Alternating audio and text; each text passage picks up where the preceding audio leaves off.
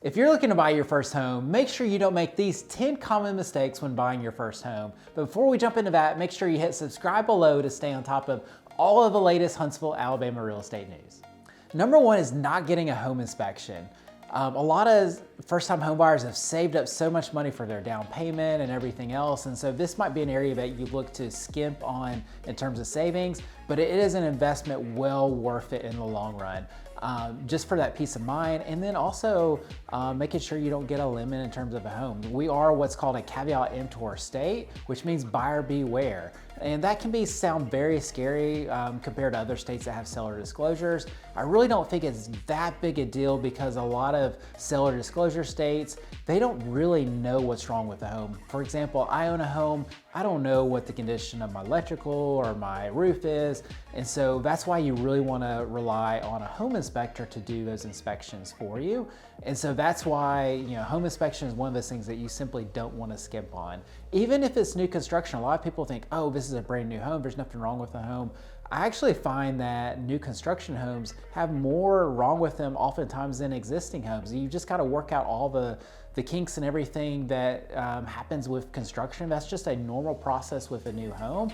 And so it's really important that you find out any potential challenges before you close on that new home versus waiting during that home warranty period. The number two common mistake that I see a lot of first-time home buyers trying to make is buying their dream home first. The biggest thing is to get into a home and start building up equity, because you can trade up. You can sell your home and trade that equity in towards a down payment for a future home. If you're trying to get in that dream school district, the exact number of bedrooms for all the kids that you're planning on having, by the time that the kids get to that age, the home may be more worn out and you may be looking to upgrade at that point anyway. So really don't set your sights on just getting your dream home. Set your sights on starting to build wealth and getting into that first home. Number three is saving up for a higher down payment slower than prices are increasing. What I mean there is oftentimes people are like, oh, I really want to increase my down payment. I want to go from maybe a 5% down to a 20% down. I want to get away from mortgage insurance premiums and those sort of things. I want to qualify for the best interest rate that's available to me. The challenge is sometimes as you're saving up for your down payment and how long it might take to increase that down payment from year one to year two or even year three, the prices could have increased faster than the amount of money that you save. So for example, in the next year, if you're gonna save $10,000 up to have additional down payment, yet the price of the home that you're looking to buy went up $20,000, you actually just lost $10,000 by saving that additional year.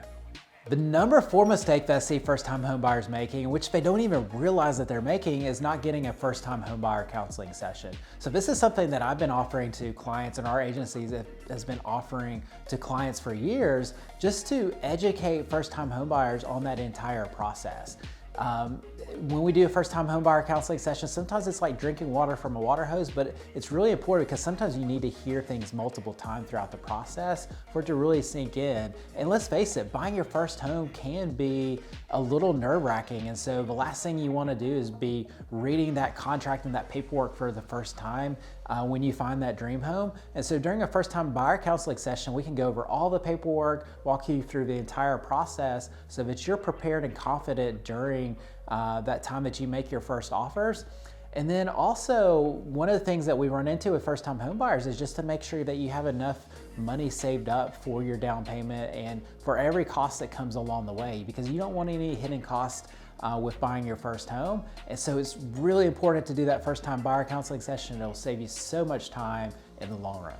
The number five mistake that I see a lot of first-time home buyers make is just not getting creative if needed. Where there's a will, there's a way. And so basically, if you run into an obstacle with purchasing, oftentimes there's a creative way around that. So for example, if you're looking to ultimately invest in properties, one of the things that you might do is buy a duplex or a fourplex and rent out the other units. That's a great way to pay for your mortgage and keep your mortgage down and maybe even down to zero and have an investment property that you can turn into a long-term rental long-term. Another creative option that a lot of people look at is gifting from family. That's a great way to get your down payment and also to to decrease your overall mortgage payment as well. So there's a lot of different creative ways that we can go over during that first-time homebuyer counseling session. Just don't accept no as an answer. It's really important to get into your first home. The number 6 mistake that I see a lot of first-time homebuyers making is buying an older home without reserves. As a first-time homebuyer, you're oftentimes saving up for your down payment, your closing costs to get into that first home. And the last thing you want to do is buy an older home where something might go wrong, month 2, month 3 as you move in. Things are going to break, especially on an older home. And as Dave Ramsey says, if you don't have an emergency fund, everything is an emergency. And so that's one of the reasons why I recommend new construction to a lot of our first-time homebuyers. And the reason for that is that everything is new. Yes, things can go wrong on a new home, but the great thing is, one of the caveats really to this caveat emptor is that new construction builders are required to provide a 1-year builder's home warranty with that home. And so kind of those major things that could go wrong that first year are covered, and so you don't have to have the reserves built up that you would for a new home or an existing home as you would a new home. And so new construction is a great option for first-time home buyers. Number 7 is signing the paperwork via e-signature without reading it. So great thing is we have this technology where you can e-sign paperwork. You don't have to come into the office every time that there is a change to your paperwork. Huge time saver, because I got started in the business where we did have to have wet signatures and we're faxing things back and forth, and it just took more work for the buyers. Now, the downside of that is a lot of first-time homebuyers don't read that paperwork, which is another reason why I recommend doing that first-time homebuyer counseling session, so you can review the paperwork on the front end, have any questions that you have addressed so that you understand it going forward. It's easy to e-sign moving forward. Number 8 is forgetting to claim your homestead. So in the state of Alabama, you are eligible to get a deduction on living in a home versus investing and renting the home out. And so it is important that you claim that homestead. And so how that works is you'll close with the closing attorney. They will file your deed with the courthouse. Courthouse will then mail your deed back to you.